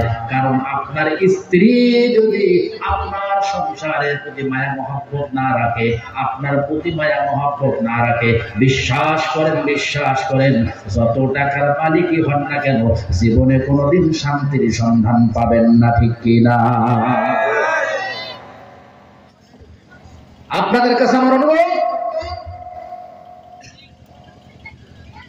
যুবকরা, মুরব্বীরা নিজের ঘরে যেটা আছে ওইটাকে নিয়ামত মনে করুন। মা বোনদের কাছে অনুরোধ, আপনার ঘরে যেটা আছে এটাকে আপনি নিয়ামত মনে করুন। স্বামীরা যদি স্ত্রীকে নিয়ামত মনে করে, স্ত্রীরা যদি স্বামীকে নিয়ামত মনে করে, বিশ্বাস করেন একটা পরিবারের ভিতরে অশান্তির আগুন থাকবে না, সমস্ত পরিবারগুলো আল্লাহ জান্নাতি পরিবার বানায় দিবে। চিল্লায় বলেন সুবহানাল্লাহ। আমার প্রাণ প্রিয় বন্ধুগণ, এবার আসুন তাহলে যাই, রাসূল কারীম সাল্লাল্লাহু আলাইহি ওয়াসাল্লাম কি গরীব ছিল নাকি? রাসূল গরীব ছিল না। রাসূলের টাকা পয়সা ধন সম্পদ অট্টালিকা চাইলে আল্লাহ সব দিয়ে দিতেন, কোনোটার অভাব রাখতেন না। রাসূলের ইজ্জত সম্মান কম ছিল না, রাসূলের পাওয়ার কিন্তু কম ছিল না, রাসূলের ক্ষমতা কম ছিল না, রাসূলের সৌন্দর্য কম ছিল না। এরপরে দয়ার নবী, মায়ার নবী পৃথিবীর জমিনে কখনো নিজের পাওয়ার দেখায় নাই, নিজের ক্ষমতা দেখায় নাই, কিন্তু একটু ধন সম্পদ না হইলে এই জমিনে কিছু মানুষ আছে, মানুষকে মানুষ মনে করে না। কথা ঠিক কিনা?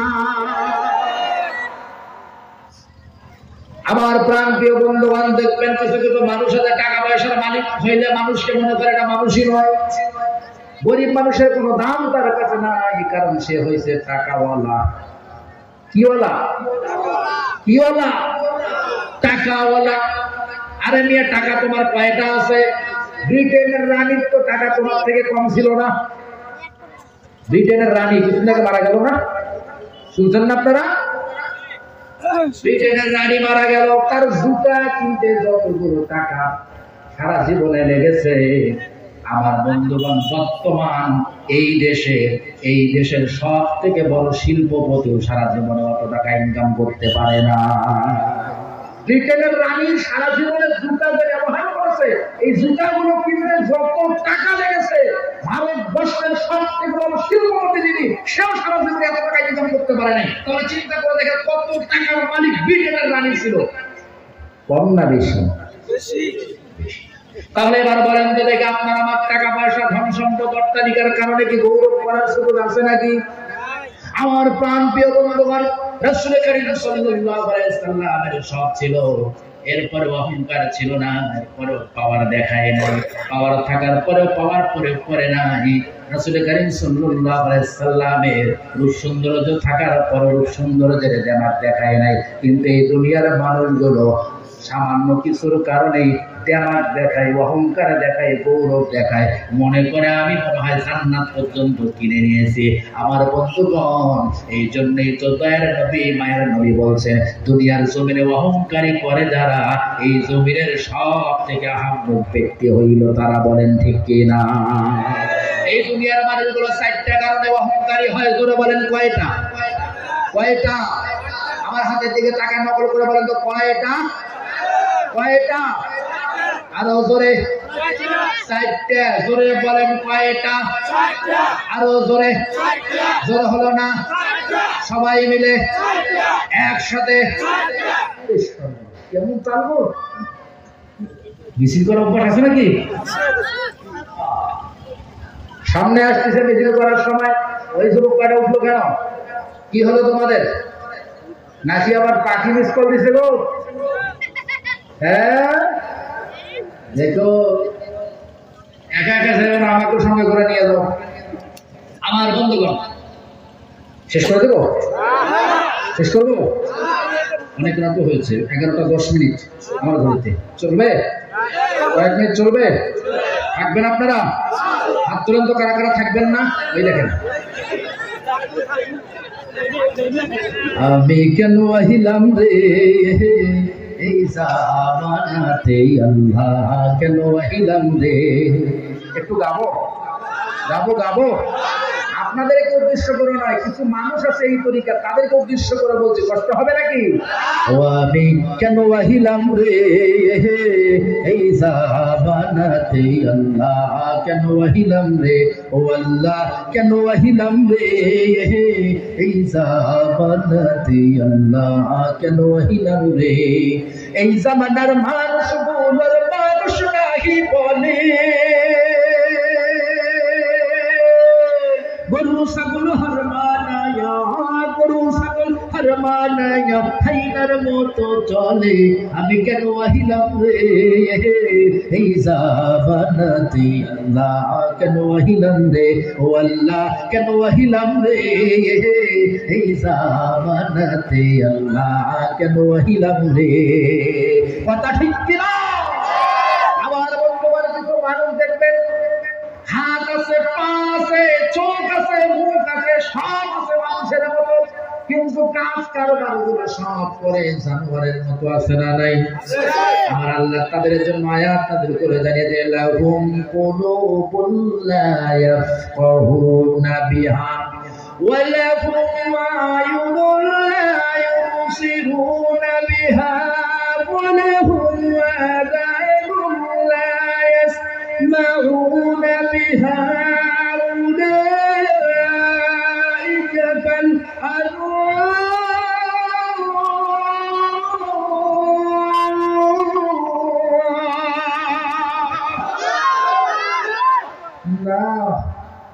মানে কি আওয়াজ দেয় নাই, পিছন থেকে তাকবীর দেয় নাই, জোর কি শেষ হলো? শক্তি কি আছে? আল্লাহর নামে তাকবীর দেওয়ার মতো শক্তি আছে মুসলমান? لهم قلوب لا يفقهون بها ولهم أعين لا يبصرون بها ولهم آذان لا يسمعون بها أولئك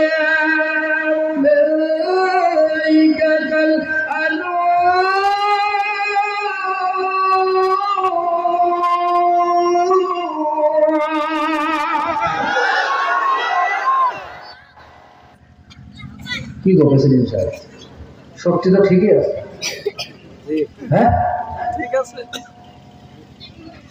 তো আজকে তো বিয়ারিং এর গাড়ি হয়ে গেল নাকি এলাকার লোক? আপনারা বিয়ারিং এর গাড়ি চেনেন? বিয়ারিং বিয়ারিং সেদিন কলকাতায় বললাম ভাই ওয়াকি তো বিয়ারিং এর গাড়ি হলেন নাকি? আপনারা বলে হুজুর ব্যাখ্যা দেন। আমি তখন বলা শুরু করলাম, মেশিনে যখন চলে না বিয়ারিং, এটা মানুষ বিয়ারিং, এই বিয়ারিংটা বের করে ফেলাইয়া দেয়। বিয়ারিং চেনেন না? ছোট্টবেলায় দেখেছিলাম ছোট ছোট পোলাপানেরা তিনটা বেরিং একখানে করে, পিছনে দুইটা চাকা হিসাবে বেরিং সেট করে, সামনে একটা বেরিং সেট করে। মোট বেরিং কয়টা? গাড়ি হয় কয়টা? 3 চাকা বিশিষ্ট একটা গাড়ি। এইটার নাম হলো ওয়াকেজো বিয়ারিং এর গাড়ি। এই বিয়ারিং এর গাড়ির যাত্রী হয় কয়টা? একটা, ঠিক কিনা? আপনারা কি ছোটবেলা দেখছেন এগুলো? আছে আছে আছে। সামনে হলো 1 চাকা, পিছনে 2 চাকা, চাকা হয়ে 3টা, গাড়ি হয় একটা। এই গাড়িটার নাম হলো ওয়াকেজো বিয়ারিং এর গাড়ি। ওয়াকেজো বিয়ারিং এর গাড়ি যাত্রী কয়টা? একটা যাত্রী যখন এই ওয়াকেজো বিয়ারিং এর গাড়ির উপরে বসায়া দেয়, তখন পিছন দিক থেকে একজন কি করে? কি দেয়? ধাক্কা। কি দেয়? সবাই একসাথে বলতে হবে তো। পিছন থেকে একজন কি দেয়? আরো জোরে সবাই বলেন। আমার বন্ধুবান 3 চাকা বিশিষ্ট ওয়াকেজো বিয়ারিং এর গাড়ির উপরে যাত্রী হলো একটা, পিছন থেকে ধাক্কা দেয় একজন। ধাক্কা যতক্ষণ গাড়ি চলে ততক্ষণ এই গাড়িটার নাম কি গাড়ি? ওয়াকেজো বিয়ারিং এর গাড়ি। কথা সত্য না মিথ্যা? আমি এখন বলতে চাই, ওয়াকেজো বিয়ারিং এর গাড়ির মতো কি ধুবুরির মুসলমানরাও হয়ে গেল নাকি? ব্যাটারিতে চার্জ নাই নাকি? মনে হচ্ছে আপনার ওয়াকেজো বিয়ারিং এর গাড়ির যাত্রী। কারণ ধাক্কা দেই যখন চলে তো তখন, ধাক্কা দেই না যখন সবাই তো বসে পড়ে চুপচাপ তখন। আপনারা কি ওয়াকেজো বিয়ারিং এর গাড়ি না টাটকা ইমানদার? টাটকা ইমানদার আছে না নাই? গলা পরিষ্কার করো মুসলমান।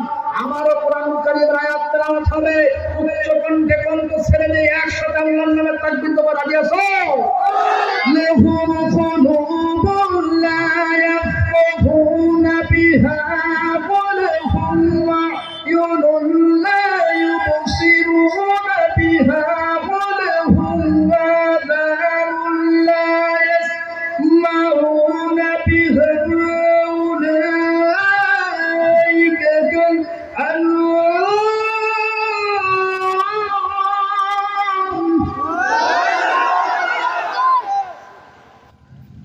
আল্লাহ তুমি মাহফিল কবুল করো বলেন আমিন।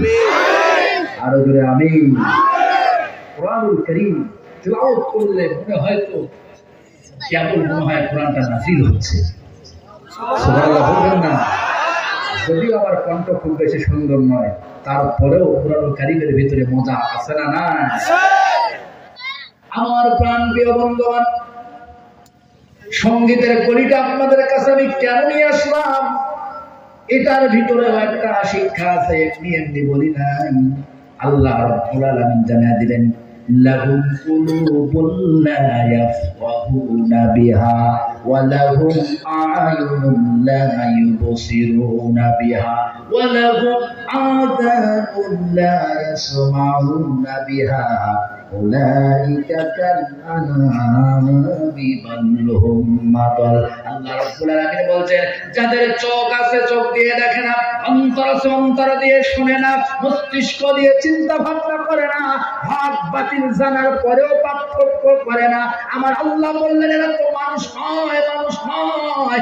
উলাইকা কাল আনআম, এরা হলো মানুষ রূপী চতুষ্পদ জানোয়ার। বাল হুম আদাল, এগুলো মানুষের চেয়েও, এগুলো জানোয়ারের চেয়েও নিকৃষ্ট। বাল হুম আদাল, জানোয়ারের চেয়েও নিকৃষ্ট। আওয়াজ দিয়ে বলেন ঠিক কিনা? কিছু মানুষ দেখবেন দেখতে মানুষের মতো, কিন্তু কাজ করে বেঈমানের মতো। নামাজ পড়ে, টুপি মাথায় দেয়, জুব্বার ঝুল আমার থেকেও কমপক্ষে 6 ইঞ্চি লম্বা, এরপরে অন্যের জমির আইন টানাটানি করে। কথা কয় না কেন? অন্যের জমি দখল করে খায় বছরের পর বছর, এমন ডাকাত মনে হয় নাই? নামাজ কিন্তু 5 ওয়াক্ত ঠিকই পড়ে। নামাজ পড়তে পড়তে কপালের মধ্যে দাগ ফেলাইছে, আবার মাঝে মাঝে দেখবেন 2-1টা হজ করে আসছে, কিন্তু অন্যের জমি বছরের পর বছর দখল করে খায় না? নাই নাই নাই। ডাকাইতের বাচ্চা, ডাকাইতের বাচ্চা, তোমার হুঁশ এখনো হয় নাই। রাসূলের হাদিসটা শুনে যায়, ধুবুরের মুসলমান মনে রাখিও। রাসূল করিম সাল্লাল্লাহু আলাইহি সাল্লাম বলেন, এই দুনিয়ার কোন হারাম করে যদি, এই দুনিয়ার কোন ডাকাইতের বাচ্চা যদি কোন মানুষের এতটুকু জায়গা অন্যায় ভাবে দখল করে, এতটুকু, আল্লাহর রাসূল বলেন ওই ডাকাইতের গলার মধ্যে কাল কিয়ামতের দিন আল্লাহ রাব্বুল আলামিন 7 দুনিয়া পরিমাণ জমি ঝুলাইয়া দিয়া ধাক্কায়া ধাক্কায়া জাহান্নামের আগুনের ভিতরে ঢুকাই দিবে। বলেন নাউজুবিল্লাহ।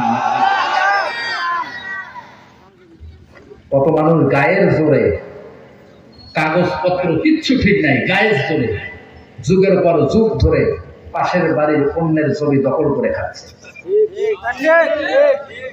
এগুলো কি আসামের ধুবুরিতে হয়? এগুলো গায়ের জোরে আছে, আমার জোর পাল্লে নিয়ে কিভাবে পারিস তুই? দেখা যাইব নাকি আমি তুই জমির নিস, আমি যতদিন বাইসে আছি ওই জমি আমি খাবো। আছে না? আছে না? কিয়ামতের দিন সর্বপ্রথম এগুলো জালেমদের কাতারে দাঁড়িয়ে যাবে। এগুলোকে দিয়ে আল্লাহ জাহান্নামের আগুন উদ্বোধন করবে। আল্লাহ তুমি সকলকে বুঝদান করো, বলেন আমিন। আরো জোরে বলেন আমিন। মানুষের মতো শুধু হাত হলে হবে না, মানুষের মতো শুধু পা হলে হবে না, মানুষের মতো চেহারা হলে হবে না। রাসূল করিম সাল্লাল্লাহু আলাইহি ওয়াসাল্লাম প্রত্যেকটা কাজের মধ্য দিয়ে প্রমাণ করে দিয়েছে ঈমানদার কেমন হওয়া উচিত। কথা বলেন ঠিক কিনা? প্রত্যেকজন দেখবেন মাঝে মাঝে ঘুড়িটা বানাইছে এত বড় 5 নাম্বার ডিয়ার বলের মতো। কয় নাম্বার? 5 নাম্বার ডিয়ার বলের মতো। হঠাৎ একদিন ওই ব্যক্তির নিজ পেট চুলকাচ্ছে, নিজ পেট, এত চেষ্টা করতেছে এইভাবে পেট চুলকানোর জন্য, পেট তো আর হাতে পায় না। এই পেট হাতে আল্লাহর কি কাম। কয়েকদিন পরেই মেয়েটাকে বিয়ে দিছে। বিয়ের পরে 3 মাস পার হয়ে গেল। 3 মাস পরে নতুন বিয়ে একদিন আসছে বিয়ের বাড়িতে বেড়ানোর জন্য। বিয়ে ছিলেন আপনারা? বিয়ে 2 বিয়ে দেখা হয়েছে। এবার ছেলের বাবা বলতেছে, বিয়ে 3 মাস হলো, আপনার আমার সঙ্গে একটা সম্পর্ক তৈরি হলো, কিন্তু মনের আশা তো পূরণ হলো না। বলো, বিয়ে কি মনের আশা? আপনার মনের আশা পূরণ হবে না, এটা কি হতে পারে নাকি? আপনার বাড়িতে আমার একমাত্র মেয়ে আছে, বলেন তাড়াতাড়ি কি আছে? বলে, আপনার বুকের সাথে আমার বুকটা আমি মিলাতে চাই। বুঝেন না? বুঝেন না? এটা কয় নাম্বার? 5 নাম্বার। দেখে মনে হয় 3-4টা মনে হয় ভেতরে ঢুকে আছে। এই কিসিমের ঘুরিওয়ালা মনে হয় নাই একটা এই এলাকায়। আছে আছে। খোঁজ নিয়ে দেখবেন ওইটার ঘুড়ির মধ্যে বেশি হারাম টাকা। কথা কয় না কেন? ওইটার ঘুড়ির মধ্যে বেশি ঢুকেছে হারাম টাকা, অন্যের টাকা। অন্যায় বিচার করে মানুষের পকেটের টাকা নিজের পকেটে ঢুকায়া ওই ভুঁড়ি বানাইছে হালাল তরিকায়। এত বড় ভুঁড়ি বেশি মানুষের হতে পারে না, ঠিক কিনা?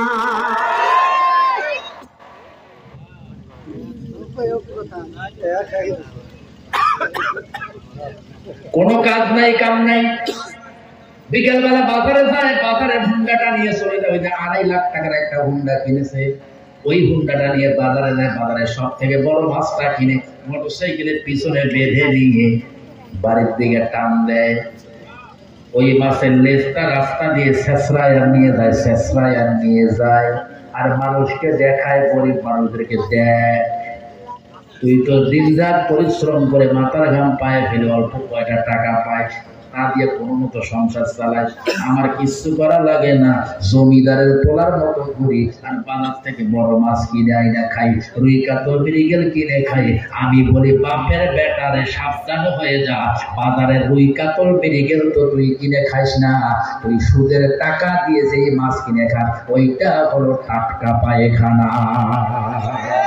কথা বলো, কথা বলো, ঠিক কিনা? সুদের টাকা দিয়ে তারা বাড়ি করে, গাড়ি করে, পেটটা বানায় 5 নম্বর বিয়ার বলের মতো, এগুলোর টাকার 5 পয়সা দাম নাই, পায়খানার থেকে নিকৃষ্ট টাকা। কথা বলো, ঠিক কিনা? সুদের ব্যবসায়ী এলাকায় নাই জন্য আমি এই কথাটা বলতেছি, সাহস করে বলছি। না, এলাকায় নাই, আমি গ্যারান্টি দিয়ে বলতে পারি, একটাও নাই। হ্যাঁ, আছে, আছে, আছে। ভয় আছে গো, আমি তো সেই এলাকায় একটাও নেই, মুখ খুলে বলতেছি তাদের বিরুদ্ধে। শোনো, আপনারা জানেন আমি আমার কথা ওইভাবে বলবো না, শুধুমাত্র এতটুকু বলি, আমাদের জন্ম যেই মাটিতে, ওই মাটিতে যে বক্তারা জন্মগ্রহণ করেছে, ওই বক্তারা মঞ্চে ওঠে এই নিয়ত করে যে আজকের মাহফিলই আমার জীবনের শেষ মাহফিল। কথা বলেন? যেই জমিনে আমার জন্ম হয়েছে, ওই জমিনে জন্মগ্রহণ করে যারা বক্তা হয়ে মঞ্চে উঠেছে, তারা মনে করে বক্তব্য দিব, কোরআনের পক্ষে বক্তব্য দিব, কণ্ঠ যতক্ষণ চালু থাকবে আল্লাহর কোরআনের পক্ষে চালু থাকবে, কণ্ঠ যদি বন্ধ হয়ে যায় আল্লাহর কোরআনের পক্ষে স্লোগান দিতে বন্ধ হয়ে যাবে। ময়দানে মহাশরা আল্লাহকে বলবো, আল্লাহ কোরআনের পক্ষে স্লোগান দিয়ে আমার জবান বন্ধ করে দেওয়া হয়েছে, আল্লাহ তখন জান্নাতের ভিতরে ঢুকায় দেবে।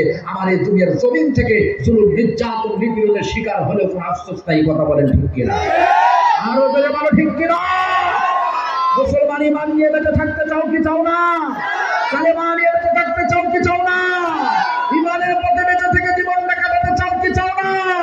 ইমানের পক্ষে থাকতে গিয়ে জীবন অবিচার হয়ে গেলে রাজি আছো না নাই? তোমার উপর যদি জুলুম চালাতে হয় রাজি আছো না নাই? ইমান নিয়ে কারা কারা জমিনের দিকে থাকতে চাও, দুটো হাত আকাশের দিকে টান টান করে তুলে আল্লাহর নামে তাকবীর দিয়ে আল্লাহকে দেখা। নারে তাকবীর! আল কোরআনের আলো, আল হাদিসের আলো, দুনিয়ার মুসলিম, নারে তাকবীর! জীবনের শ্রেষ্ঠ সময়, জীবনের শ্রেষ্ঠ সময়, জীবনের শ্রেষ্ঠ সময়, জীবনের শ্রেষ্ঠ সময়। বন্ধু আর মিলবে না, এ সুযোগ হারাইও না, এ সুযোগ আর পাবে না, এ সুযোগ হারাইও না কারো ফান্দে পড়িয়া। সারাটা জীবন যাইব কান্দিয়া কান্দিয়া, সারাটা জীবন যাইব কান্দিয়া কান্দিয়া। কথা ঠিক কিনা? জীবনের শ্রেষ্ঠ সময়, জীবনের শ্রেষ্ঠ সময়, জীবনের শ্রেষ্ঠ সময়, জীবনের শ্রেষ্ঠ সময়। বন্ধু আর মিলবে না, এ সুযোগ হারাইও না, এ সুযোগ আর পাবে না, এ সুযোগ হারাইও না কারো ফান্দে পড়িয়া। সারাটা জীবন যাইব কান্দিয়া কান্দিয়া, সারাটা জীবন যাইব কান্দিয়া কান্দিয়া, সারাটা জীবন যাইব কান্দিয়া কান্দিয়া, সারাটা জীবন যাইব কান্দিয়া কান্দিয়া। ঠিক কিনা? সুদের ব্যবসায়ী টাকা যতই থাক দাম আছে নাকি? কথা হয় না, দাম আছে নাকি? ওই যত মাছ খাবে, গোস খাবে, সব খাবে টাটকা। কথা হয় না, টাটকা। মনে দেখো তোমার ভুঁড়ির মধ্যে বোম বাস্টিং শুরু করে দিবে ফেরেশতারা। ওই ভুঁড়ির বাহাদুরি তাহলে নতুন বিয়ের মনে বড় আশা, বিয়ের সাথে কি করবে? মনে আছে আপনাদের? বিয়ের সাথে কোলাকুলি করবে। বলেন তো নাকি সম্ভব নাকি? এবার মেয়ের বাবা বলছে, ওগো বিয়াই, আমি অত্যন্ত বিনয়ের সাথে জানাতে চাই আপনার মনের আশাটা আমি পূরণ করতে পারছি না।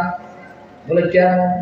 আপনি যে আশা করেছেন এই আশা আপনার বিয়ে নিয়ে আজ থেকে 40 বছর আগেই করেছে, কিন্তু পূরণ হয় নাই। কথা কয় না? বোঝা গেছে কথা? আপনি যে আশা করেছেন বিয়ে, এই আশা আজ থেকে 40 বছর আগে আপনার বিয়ে নিয়ে করছে, আজ পর্যন্ত তার এই আশা পূরণ হয় নাই। কারণ আমার পেট শুনতে গেল এই হয়েছে।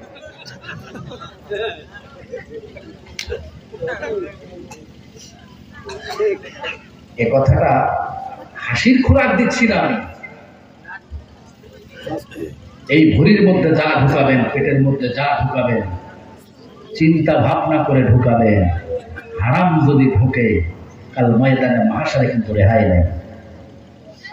কত হারাম পথে উপার্জিত ব্যক্তিদেরকে দেখলাম পঙ্গু হয়ে পড়ে আছে। কোটি কোটি টাকার মালিক কিন্তু পঙ্গু হয়ে পড়ে আছে।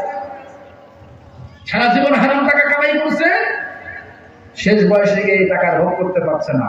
একদম বেডের মধ্যে শোয়া, বেডের মধ্যে পায়খানা, বেডের মধ্যে পৌঁছা, মুখ বাঁকা হয়ে গেছে। জাহান্নামের আগুনে জ্বালাইবা,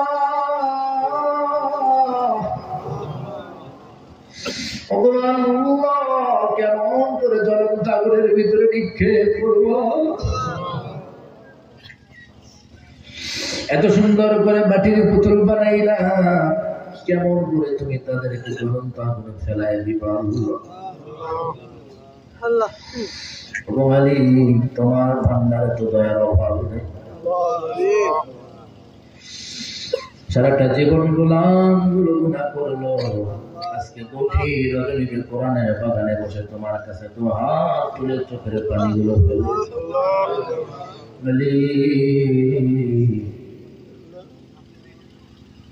দয়া করে মায়া করে গোলামদের জীবনের গুনাহগুলো মাফ করে দাও। আল্লাহ তোমার গোলামগুলোর তুমি মাসুম বানায় দাও। আল্লাহ কাল কিয়ামতের দিন গুনাহগারদের কাতারে তুমি আমাদের দাঁড় করাই আল্লাহ। কাল ময়দানে মাহশারে বামপন্থীদের কাতারে তুমি আমাদেরকে দান করাইও না। রব্বুল আলামিন কাফের মুশরিক বেঈমানদের কাতারে দাঁড় করায় আমাদেরকে জাহান্নামী বানায় দিও না। রব্বুল আলামিন যত সেকেন্ড যত মুহূর্ত জমিনে বেঁচে রাখবা, কেবলমাত্র শুধুমাত্র ঈমানের পথে বেঁচে থাকার তৌফিক দিয়ে দাও। কোরআনের পথে আমাদের জীবনগুলো কবুল করে নাও, ইসলামের পথে জীবনগুলো কবুল করে নাও। গোটা পৃথিবীতে ঈমানদারদেরকে নিয়ে ষড়যন্ত্র চলছে আল্লাহ, ঈমানদারদেরকে নিয়ে ষড়যন্ত্র করছে বামপন্থীরা। গোটা পৃথিবীর ষড়যন্ত্রকারীদের হাত থেকে ঈমানদারদেরকে আল্লাহ তুমি হেফাজত করে না। রব্বুল আলামিন বসনিয়া তেসনিয়া হারজেগাবিনা পালেস্তাইন ইরাক ইরান আফগানিস্তান সহ গোটা পৃথিবীতে মুসলমান যেখানে মুসলমানদের ঘর বাড়ি আগুন দিয়ে জ্বালিয়ে দেওয়া হচ্ছে, সেখানে লেবাননের দিকে তাকালে আজও চোখের পানি ধরে রাখা যায় না, ফিলিস্তিনের দিকে তাকালে আজও চোখের পানি ধরে রাখা যায় না। আল্লাহ গোটা পৃথিবীর মুসলমানদের উপর তুমি সুনজর দিয়ে দাও। গোটা পৃথিবীর ঈমানদারদের জিম্মাদারি আল্লাহ তুমি নিজেই নিয়ে নাও। রব্বুল আলামিন এই মজলিসে বসে যারা হাত তুলে আমিন বলছে, আল্লাহ আমি জানি না কার মনের কি আশা, কার মনের কি বাসনা। তুমি দেখো তো তোমার কোরআনের কোন সত্তাটা তোমার কাছে যেন গুনগুন করে কি চায়। রব্বুল আলামিন আল্লাহ কোন ব্যক্তি যদি অসুস্থ থাকে আল্লাহ তুমি সুস্থতা দান করে দাও। কোন ব্যক্তি যদি ঋণগ্রস্ত হয়ে থাকে ঋণ পরিশোধের ব্যবস্থা তুমি করে দাও।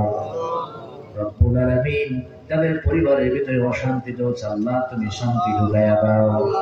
সকলের পরিবার আল্লাহ তুমি জান্নাতি পরিবার বানাইয়া দাও। রব্বুল আলামিন আমাদের সকলের সন্তান সন্ততিগুলোকে দিনের জন্য ইসলামের জন্য কবুল করে নাও। আমাদের সন্তান সন্ততিগুলোকে কোরআনের প্রতি কবুল করে নাও। আমাদের সন্তান সন্ততিগুলোকে দুনিয়া এবং আখিরাতের কামিয়াবি অর্জন করার তৌফিক দান করে দাও।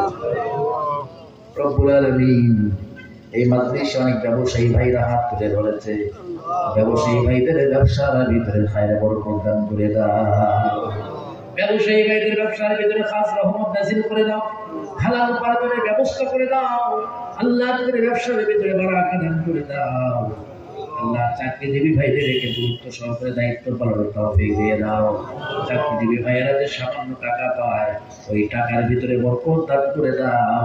রব্বুল আলামিন, আল্লাহ কৃষক ভাইদের কৃষি ফসলগুলোর উপর তোমার খাস রহমত নাযিল করে দাও। কৃষক ভাইদের কৃষি ফসলগুলো তোমার কুদরতি কায়দায় হেফাজত করে নাও। রব্বুল আলামিন, এই জমিনটাকে তুমি রব্বুল আলামিন বরকত দিয়ে ভরপুর করে দাও। এই জমিনটাকে তুমি তোমার গোলামদের জন্য রহমত দিয়ে ভরপুর করে দাও। রব্বুল আলামিন, এই মাদ্রাসার ভিতরে এমন অনেক ব্যক্তি আছে যাদের বাবা নাই, যাদের মা নাই, যাদের বাবা নাই, বাবা বলে ডাকার মতো পৃথিবীতে কেউ। ওগো আল্লাহ,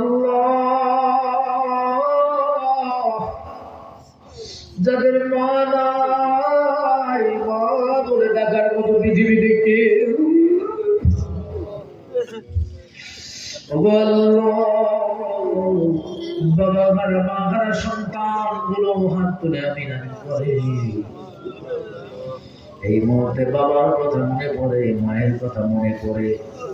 অনেক সন্তানের চোখের কোণার মধ্যে পানি জমে গিয়েছে। দয়া করে মায়া করে সন্তানদের চোখের পানিগুলো কবুল করে নাও। বাবা মার কবরগুলো তুমি জান্নাত বানায়া দাও। বাবা মার কবরগুলো প্রশস্ত করে দাও, জান্নাতের আলোয় আলোকিত করে দাও। রব্বুল আলামিন, অনেকের বাড়িতে বাবা আছে, মা আছে।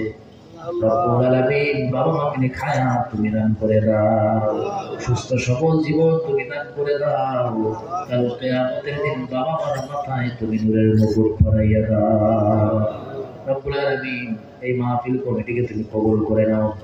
এই মাহফিলটিকে সফল করার জন্য মেধা দিয়ে, শ্রম দিয়ে, অর্থ দিয়ে, সময় দিয়ে যারা সহযোগিতা করেছেন, আল্লাহ তাদের সকলের মেধা, শ্রম, অর্থ, সময়কে তুমি কল্যাণ মঞ্জুর করে নাও। রব্বুল আলামিন, বিশেষ করে আল্লাহ আমার শাহানুর ভাই শুরু থেকে আমার সঙ্গে কথা বলেছে, যোগাযোগ করেছে, আলেম মানুষ। রব্বুল আলামিন, আল্লাহ আমার ভাইয়ের মেহনত গুলো তুমি কল্যাণ মঞ্জুর করে নাও। রব্বুল আলামিন, কাল কিয়ামতের দিন রব্বুল আলামিন জান্নাতি আলেমদের কাতারে আমার ভাইটাকে তুমি দাঁড় করায়া দাও। রব্বুল আলামিন, আমার স্যার প্রফেসর মানুষ, রব্বুল আলামিন, আল্লাহ উনি মেহমানদারি করিয়েছেন। আল্লাহ মানে মেহমানদারিটাকে তুমি কবুল মঞ্জুর করে নাও। এই মাহফিলকে সফল করার জন্য উনি অনেক মেধা শ্রম দিয়েছেন।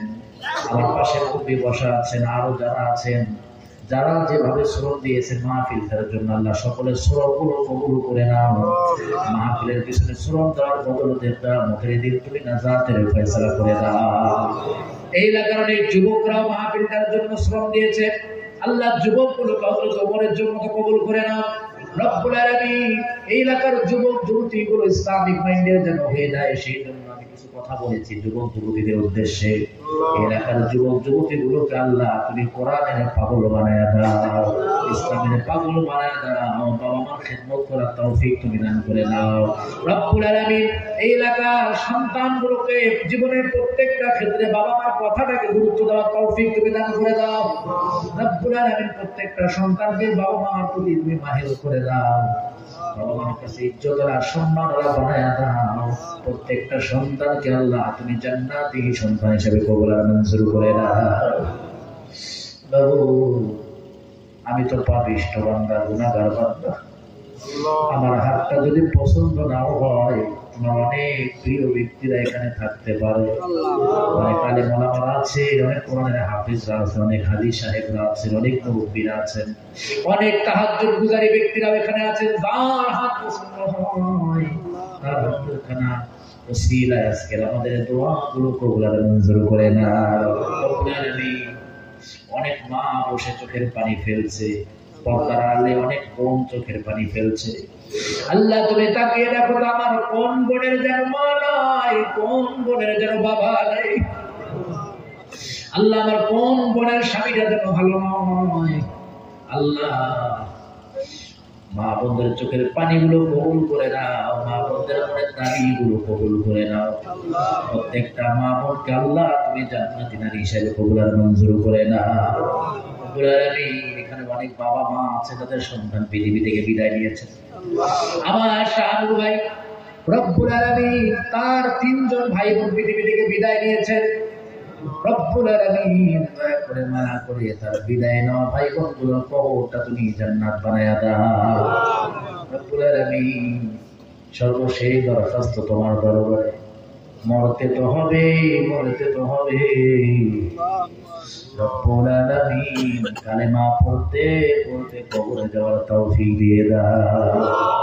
সুবহানাক ربك رب العزة عما يصفون وسلام على المرسلين والحمد لله رب العالمين। মৃত্যুর সময় সকলের জবানে রাসূলের মধু মাখা কালেমা জারি করে দিও, লা ইলাহা ইল্লাল্লাহু মুহাম্মাদুর রাসূলুল্লাহ।